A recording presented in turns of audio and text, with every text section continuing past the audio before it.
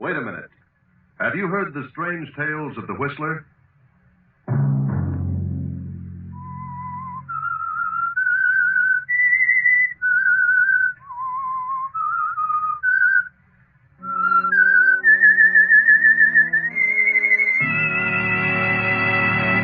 I'm the Whistler. I've come to the end of my rope. I tried my best for 20 years to please Agatha. I gave up my painting and tried business after business and failed in every venture. Now, I can't go on any longer. I'm through. Another Sunday night, and again CBS presents The Whistler.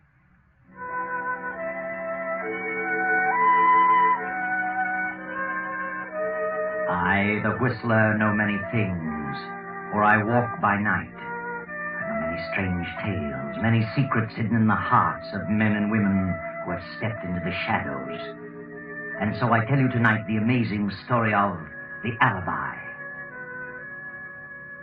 Poor Henry Farrington paces the library floor. Through his mind run the events of the past 20 years, from the day when he married the wealthy young widow Agatha Durant. Henry hadn't $1 of his own then, nothing but charm.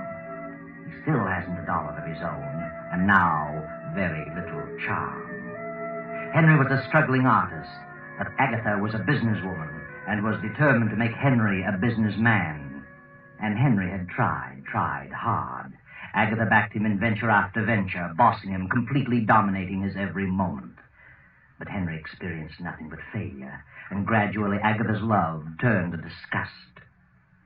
And now, 20 years later, his artistic talent long since vanished, he realizes what a wreck Agatha has made of him. What are you doing in here, Henry? Morning, Agatha. I said, what are you doing? Why, I'm just thinking. That's what I thought. What are you doing with the lights on in the daytime? Why, it's cloudy this morning. A bit dull in here. You don't need lights to think. Turn them out. Yes, Agatha. Are you going to do nothing but mope around again today? What do you want me to do? Do you know what day this is? Why, no. What day is it? Perhaps I've forgotten. You'd forget your head if it weren't tied on. It's the 1st of the month. You go into town and collect the rent on the store buildings. Very well, Agatha. Shall I deposit it in the bank? No. Bring it back here. And hang on to it. You lost it last time. Or so you said. I did lose it. You need a nursemaid to follow your every move. You've done a pretty good job of it. Did you order the garden hose yesterday? No, I forgot it. I had a lot on my mind. Yeah? What's bothering you now? Well, I've got a chance to get in on a pretty good deal. I need some money. What kind's the deal? Well, it's an oil lease deal. Who with? By Joe Hammond. A 50-50 proposition. Joe Hammond? You know better than to talk to me about Joe Hammond. He's done pretty well. Yes, for himself. Double-crossed everybody he ever came in contact with. He's a good lawyer. You mean he was? Good thing I caught up with him and had him disbarred. He'd have stolen every dime I have. It only takes $2,000. $2,000? Add up all the thousands I've given you to put over business deals, and you'd have a fortune. You haven't an ounce of business sense in your whole body. I never said I had. That was your idea.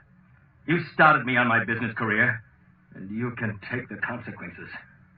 What do you mean by that? I'm going in on that deal. I need $2,000.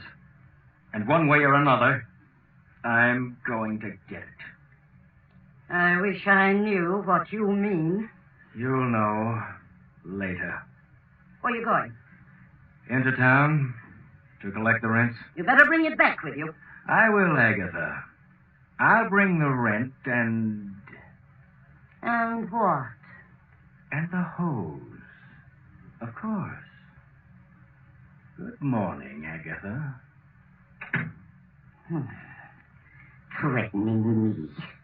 Well, I'll soon fix him.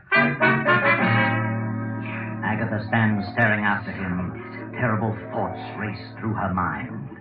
Thoughts of fear, disgust, hatred, money, death, revenge. Her head begins to whirl. She can scarcely breathe. Her eyes bulge in terror, and she clutches at her heart, her throat. Higgins!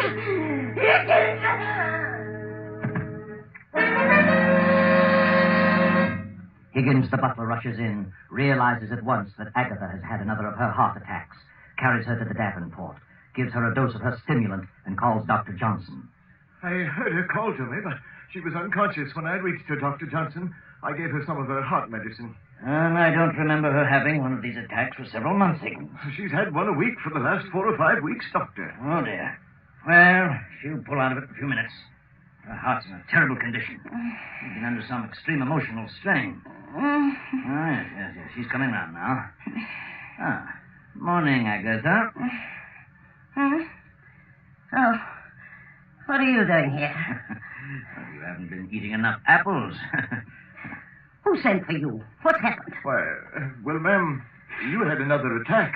I called Dr. Johnson. Attack? Nonsense. No, it isn't nonsense, Agatha. You've had one of the worst attacks you've ever had. Oh. Believe me, if you don't drop all this business worry and control your temper, well, you won't have many more. Oh, bosh. Tell me, what brought this on, Agatha? Some deal turn out badly? Lose little money someplace? No, I didn't. Oh, all right, Agatha. But I'm warning you, you'd better slow down, forget business, and control that temper. Do you realize what your blood pressure is? No, and I don't care. Oh, dear. Henry must have pulled a dilly. Who said anything about Henry? Oh, no. Take it easy, Agatha. You know, you're your own worst enemy. Well, I'll be running along. Good. Plenty of rest and quiet, and no temper. Goodbye, Agatha. Goodbye.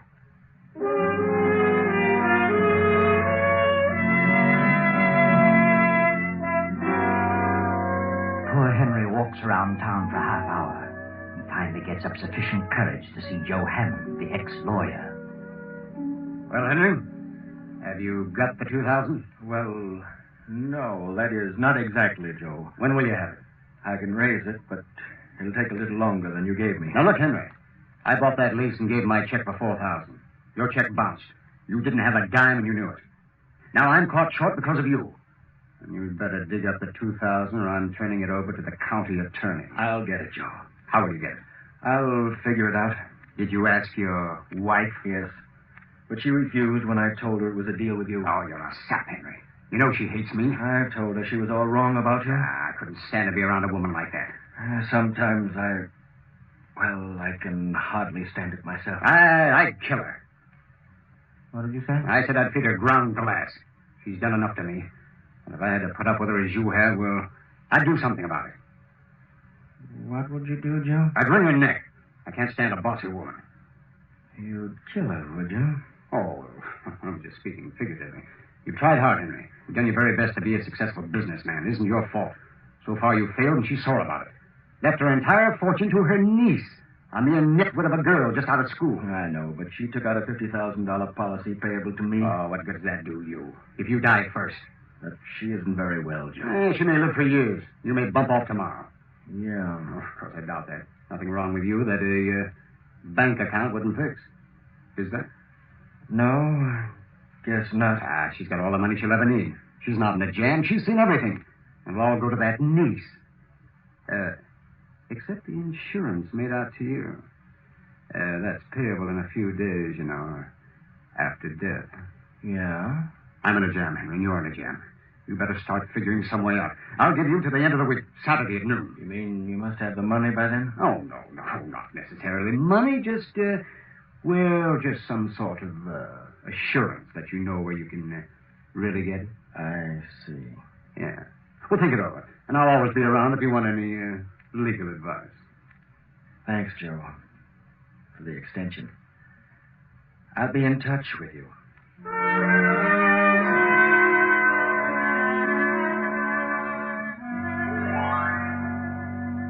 Agatha is in her room now, sleeping. Her niece has come home from college, having graduated, and brings with her a young man. The two young people are waiting for the aunt to wake up. Believe me, Janet, this is certainly a swell place. I had no idea it was like this. I thought you'd like it, Grant. I've never lived in a house with more than 6 rooms. This place must have at least 15. More than that, darling. Mm-hmm. Your Aunt Agatha certainly must have a lot of money to be able to keep a place like this. She has. She has more than she knows what to do with. What'd the butler say happened to her? Oh, she had another attack. her heart. She has a terrible temper and pays no attention to the doctor's warnings about getting excited. According to Higgins, the doctor said he doubted if she could stand another like the one today. Must be in pretty bad shape. Do you think she'll like me, Janet? Why shouldn't she? I do. Oh, I warn you, she's a sour face and grouchy. But don't let her upset you. She'll get used to you. I love you very much, Grant. That's all that really matters. I love you, Janet. More than anything in the world. Your aunt will see you now, Miss Janet. Thanks. Come along, Grant. Right. You wait outside the door. I want to talk to her first. Try to get her in a good humor. Boy, this is a tense moment. I feel like I'm going before a judge. Hello, Aunt Agatha. How do you feel? I feel all right. How long have you been here? Oh, about half an hour. Sorry to hear you had another attack today. You should take things more calmly. That's easier said than done. How's Uncle Henry? He's in town. Good-for-nothing man. Oh, I wouldn't say that. What do you know about it? Nothing. Oh, I think I know Uncle Henry rather well. All men are the same. I wouldn't trust one around the street. Well, that's a matter of opinion. Aunt Agatha, Well, what's on your mind? What are you trying to say? I have a surprise for you. Surprise? What do you mean? I brought a guest home with me. A guest? Least you could do was warn me. Who is she? It isn't a girl. Who then? Just a minute. Come in, Grant. Aunt Agatha, this is Grant. Grant? Grant who? Grant Collins. I'm very happy to meet you, Mrs. Farrington. What's he doing here? He's going to stay here for a while. Why? Well, because I asked him to. Well, I didn't ask him. But, Aunt Agatha, you don't understand. I understand, all right. And I don't need any explanations. Is this an example of what you've been doing at college, running around with men? This is different. Grant is more than just a friend. I have enough trouble around here now without taking on any more. You'll have to leave at once. You don't know what you're saying. I certainly do. Perhaps I can explain You it. keep out of this. This doesn't concern you. I'm afraid it does concern him, Aunt Agatha. Well, who is he? Where'd you meet him? What does he do? Well, I'm just an ordinary person. I haven't come from any great family, if that's what you mean. And I haven't any money. What's your business? Well, I haven't any regular line. I've done a lot of things. But I'll hit on something. Another one. Just like Henry. You ought to have more sense than that, Janet. But I love Grant. Nonsense. And I love Janet. Young man, you better leave this house before I lose my temper. I'm not going to have my niece throwing herself away on a nobody. Now get out. Just a minute, Aunt Agatha. This is my home, too. Grant is here at my request. Is that so? Your home, hey? It's your home only so long as I choose to make it so. You're my heir, but if you dare to defy me, I'll change that quicker than you can bat an eye. Well, you're jumping to conclusions. After you get to know me better, I think you'll like me, Aunt Agatha. Aunt Agatha? What do you mean by Aunt Agatha? I'm your nephew. Did you say nephew? Yes, he did. Grant and I are married. Married? We were married today. How dare you? How dare you do such a thing without Now, consulting please, me? Aunt Agatha, don't let yourself get excited. Get out of here. Get out. But please, Mrs. Farrington, give me a chance to explain. This marriage will be annulled immediately, Janet, or I'm through with you. Do you hear? I'll change the will and leave you nothing. It's final. Now get out. Get out, both of you, and leave me alone. Get out. Come on, Grant. Let's leave her alone before she has another What attack. do you think we should? I'm all right now. Leave me alone. Say, I never expected anything like this. Neither did I. She certainly is in a bad way. Yes. I didn't realize it was quite this serious. She's in a terrible mental state. Well, this is a pretty situation for us. Well, I don't want you to leave, darling. You better wait a few days until she's better. There must be some way to win her over. I hope you're right. I'll have a talk with Uncle Henry. Something's happened to cause all this. I'll find out as soon as he comes in. Now, don't worry, darling. Everything will be all right. I hope so. I'll just keep out of her way for a few days and see what develops.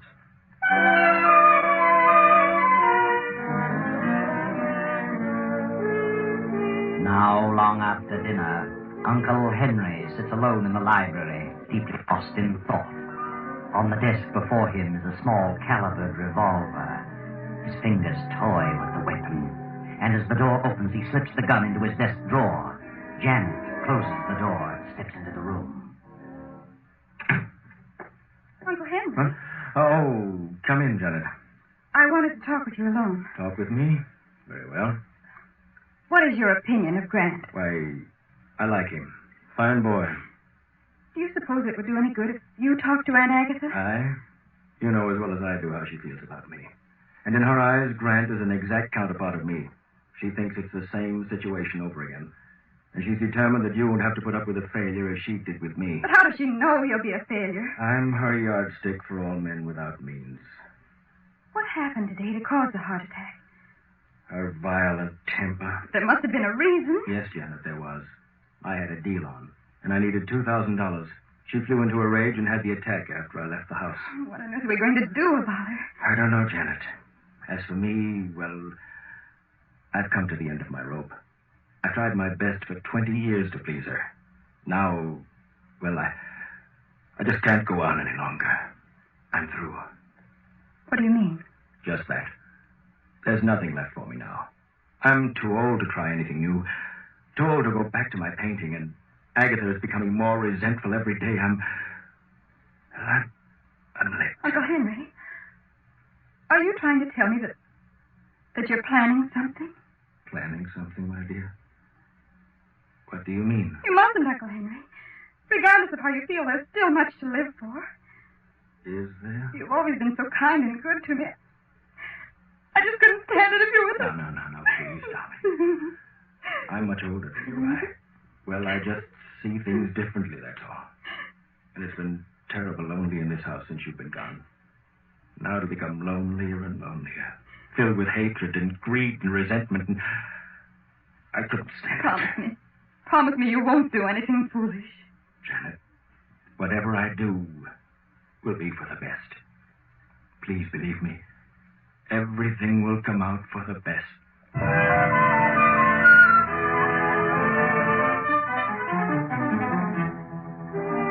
Around 12 o'clock that night, Janet, Grant, and Henry go to their rooms. The big house settles down to sleep. Then, 2 hours after midnight, Agatha stirs uneasily in her bed. An eerie figure in white stands beside her. She opens her eyes. Well, who's there? I want you, Agatha Barrington.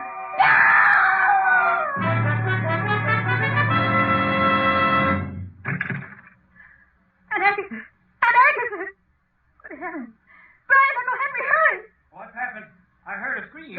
Janet, what was it? There's the medicine. Give her a dose. I'll rub her wrists. Oh, she's as cold as ice.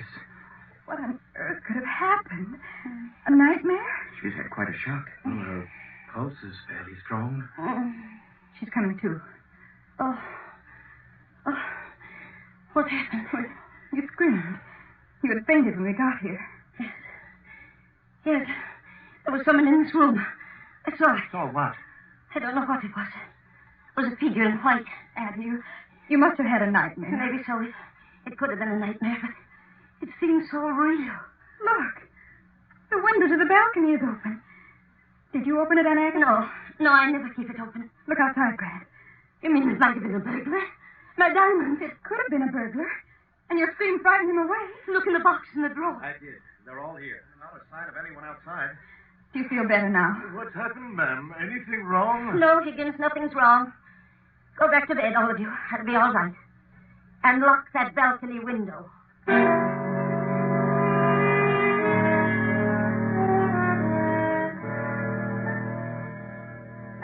Now it is the next night. Uncle Henry is sitting alone at the desk in the library, lost again in a deep study. Grant and Janet are in the living room. You really think it might have been a prowler last night, Grant? Well, I don't know. The window was open. It could have been. I'm inclined to think it was nothing more than a nightmare. She's been so upset lately. Well, if it was a burglary, he didn't get anything. Well, that's true. And he might try it again. If he does, he's liable to get a good scare. What do you mean? This. Grant, where did you get that revolver? Out of my trunk. Please, Grant, I don't like guns. Let them take what they want. If you start shooting, they're liable to shoot back. Besides, jewels can be replaced. Now, don't worry, darling. I couldn't shoot anyone if I tried. Anyway, there are no bullets in it. Then what good is it? Well, it's a little .32 I use in school for a starting gun. It has nothing but blanks in it. Yeah, see? It won't hurt anyone, but it'll give them a good scare. Well, blanks or no blanks, I don't like guns around. Now, don't worry, darling. Oh, good heavens, it's 7:30. I better get dressed or we'll be late for the Morrison party. Oh, yeah, you better hurry. I'm all ready. I want to see about the car. Oh, Higgins. Yes, sir. Come in, sir. I was just having a little coffee and a bite to eat. Would you care for anything, sir? No, no, thanks. Did Rollins check my tires and gas? I did, sir. Rollins and the others are all off tonight. I put your car in front. Oh, thanks. Excuse me, sir. The Farrington residence? Yes? Oh, yes, Mr. Hammond. He's dozing in the library. I'll get him. What? Oh, I see. Yes, I'll tell him. Goodbye.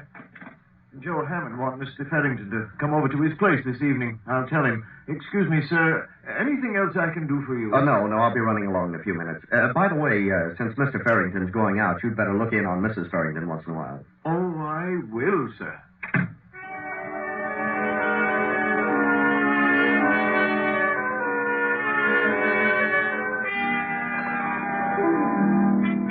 So Grant and Janet drive to the Morrisons' estate to attend the charity lawn party. And Henry goes to talk things over with Joe Hammond, the ex-lawyer who holds Henry's bad check.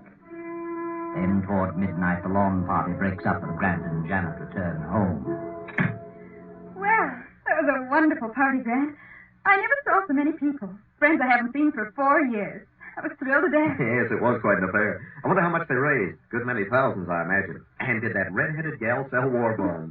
I'll run up and see how Aunt Agatha is. I'll be right down. Right. I think I'll have a nightcap. Want one? No, thanks. Hello, Grant. Oh, hello. Party over already? Yeah, big affair. Had a great time. I got to talking business with Joe Hammond, and first thing I knew, it was almost midnight. Frank, call Dr. Johnson. What? Janet, what is it? Aunt Agatha. Come quickly, Uncle Henry. Call Dr. Johnson, Grant. You can't get him. Call the emergency hospital. Get a police ambulance.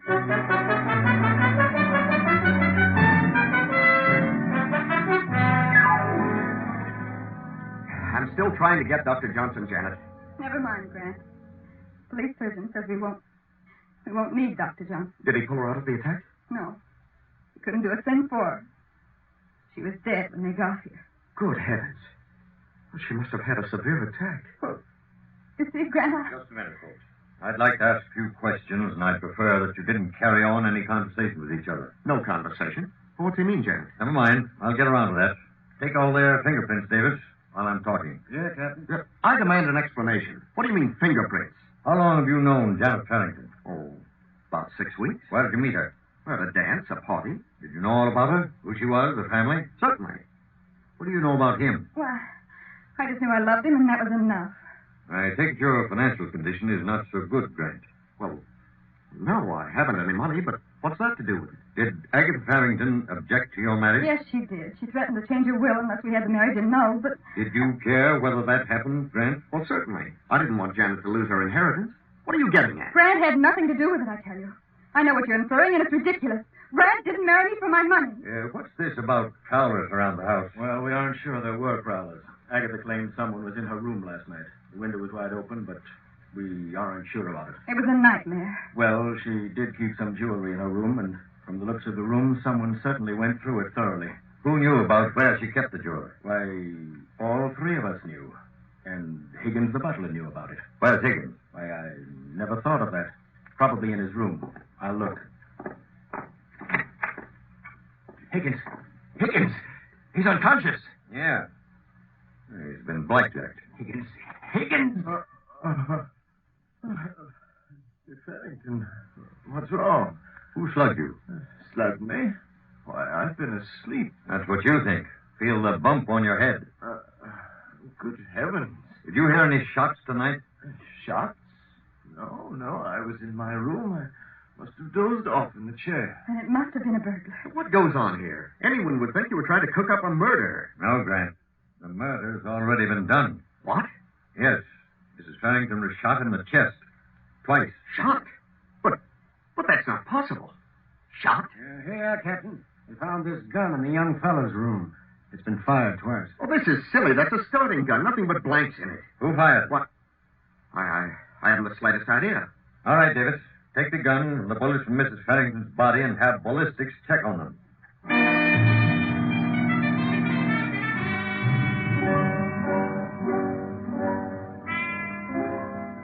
Well, young fellow, according to the ballistics test, the bullets that killed her were fired from your gun. But it isn't possible, I tell you. My gun had nothing but blanks in it. And there were no fingerprints but yours. I'm afraid you're stuck with this deal. Oh, please, listen. I couldn't have done it. You had a motive, a gun, and an opportunity. And furthermore, you left that party for a half hour tonight. We checked on it. We have a witness who saw you leave. All right, what if I did? My gun has blanks in it. Oh, please believe me. I couldn't bring myself to do such a thing. I couldn't. You killed Mrs. Farrington, and you might as well admit it. I didn't. I didn't shoot her. I swear I never touched her. I can't stand by and see an innocent person suffer for this. The boy didn't do it.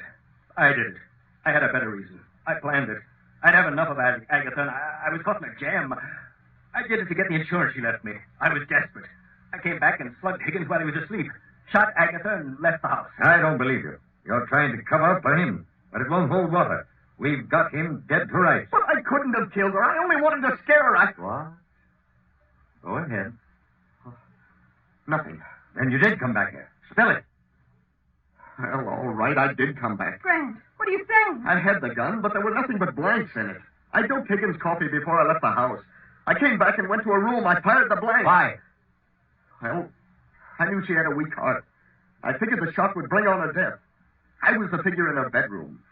I couldn't see Janet lose her fortune, but I didn't want to give her up. Grant, how could you? I can't believe it. I tell you, I came back and shot her. If he fired blanks, then I must have fired the bullets that actually killed her. Look at his gun. Real bullets in it. What? Why, they are bullets. Where's your gun, Farrington? Here. Open it. Great Scott. Why, they're blanks. That settles it. Come on, young fella. We've had enough talk about this. The evidence is all against you. Yes, Grant. The evidence is all against you. And nothing can save you now. Try as he might, Henry can never convince anyone that he planned to kill Agatha. Although it is true he did come back and fire at her, just as you did, Grant. But it was definitely you and your gun that fired the fatal bullets. Of course, I know what you're wondering. How did the real bullets get in your revolver? You know, don't you, Janet? Tell us what happened. I saw Uncle Henry put a revolver in his desk as I stepped into the library that night. I was afraid he was going to kill himself. When Grant showed me his gun with the blanks, I switched the shells in their guns to keep Uncle from committing suicide. You see, I never dreamed that Grant had a plan afoot to cause my aunt's death by mental murder. There you are. Another tale of greed and revenge and hatred, all unraveled as neatly as you please.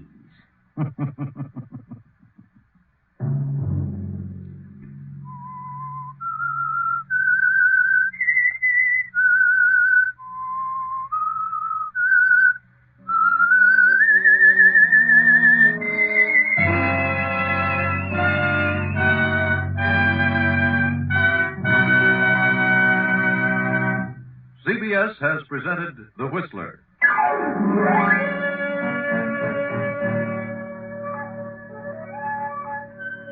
Original music for this production was composed and conducted by Wilbur Hatch. The Whistler is written and directed by J. Donald Wilson and comes to you from Columbia Square in Hollywood. Next Sunday, same time, I, the Whistler, will return to tell you another unusual tale. Good night.